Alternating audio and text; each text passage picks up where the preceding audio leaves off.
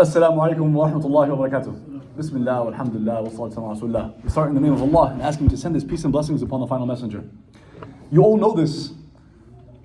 The month of Ramadan is the month of the Quran. And everyone knows the ayah, شهر رمضان الذي أنزل فيه القرآن. It's the month the Quran was revealed. And everyone also knows that the first thing that was revealed, because there wasn't the entire Quran all at once to the Prophet, it was over 23 years. At first it was Iqra. And we translate it as read.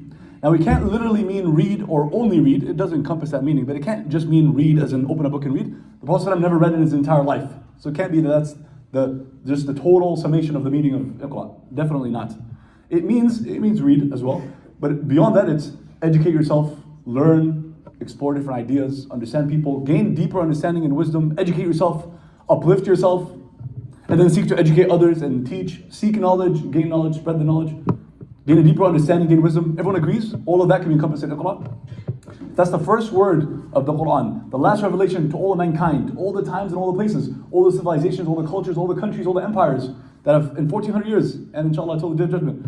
Allah is saying Iqra. That's the first word of the thousands of words in the Quran. Educate yourself, uplift yourself. Look at humanity, look around you, look at all the chaos, look at the misunderstandings, look at the conflicts, look at the drama and the politics and the things that are so avoidable. Think of all the diseases, whether they're social, spiritual, etc. There's a solution to every cure. Yes?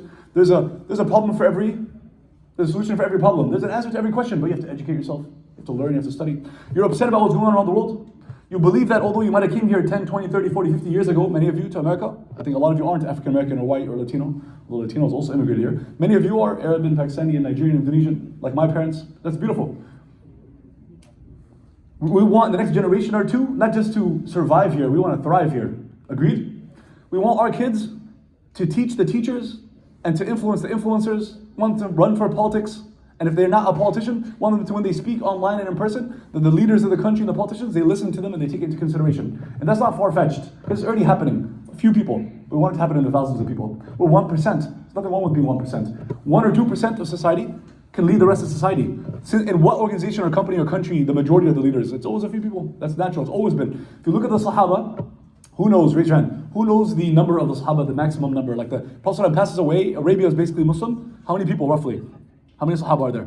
The widest, there's circles, right? Those who became Muslim in the beginning and then later and better, it grows. But the widest circle of Sahaba, how many people are Sahaba? Huh? 40,000? More. Yeah, 100, 120, I've heard those two. So you get around 100,000. How many of them names do we know? I'm not talking about like, we might know only 10, 20. But in the books and all the names, they reported hadith, they fought in this battle. Take all of them together, it's about 2,000. 2,000 out of 100,000, what is that? It's 2%. I'm not saying anything, I'm not going to go into it. It's not a conspiracy theory. It's not like, I'm not going to run off and create a whole religion off of this. I'm just saying that it's a natural thing in humanity and in society. You look at 2%, look at a company. If you took the CEO and the executives and supervisors together and the employees, they're going to be a small percentage or the majority. It's a minority. Why am I saying this? We feel a lot of times that we're small, we're 1% of America. We're about 1.5. It doesn't mean anything. That's not bad. There's nothing wrong with that. And inshallah, and growing very fast. When it becomes 2-3%, if we're not impacting every industry in every part of the country, in every city and everything, it's on us. It's not the numbers. Numbers are not an excuse. Plus, Allah chose the numbers. We don't choose it. You can't force people to convert. You can't force people to immigrate here. Allah's in control of. We don't run Bangladesh and Pakistan and Egypt. We don't decide the global. It's too much. And no one person is. Allah's in charge of these things. But He decides the numbers. And we're not poor either. We're a wealthy community. 2 billion Muslims. We're some of the richest in the world. And some of the poorest. And Muslims in America, we're richer than the majority of Americans, or richer than the average American, and we have more money than the rest of the Ummah. So it's not a problem of money, and it's not a problem of money, it's not a problem of quantity. Right? The right mindset starts with educating yourself. So teach your kids from a young age to explore things, to ask questions, to learn more, to study fiqh and seerah and hadith and aqidah and tafsir, etc. And psychology and sociology and anthropology and history. All of those are from Allah. It's acquired knowledge and revealed knowledge. Directly to the Prophet ﷺ, Allah gave him knowledge, he was his teacher, and Jibreel was his teacher. He taught him about the Islamic sciences, but also everything else in society.